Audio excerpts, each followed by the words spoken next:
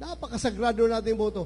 It is only during election time wherein yung boto ng isang pinakamahirap na mangingisda doon sa Tawi-Tawi ay pariho lang ang kanyang boto, ang bilang ng kanyang boto sa boto ng pinakamayaman na negosyante sa Makati.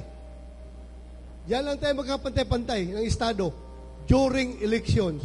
Kaya sana, sabihan natin ating mga kababayan, gamitin natin ito ng mabuti.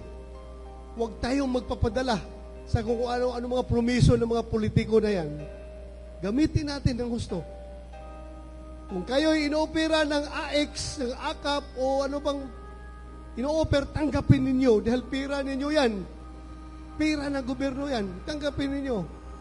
Pero when you cast your vote, sana ibang usapan na yan. Ilagay sa utak natin palagi ang kinabukasan ng Pilipinas. Ang kinabukasan ng ating future generations. Dahil alam natin, at dapat alam nila lahat, na yung tinatanggap natin ngayon na AKAP, na AX,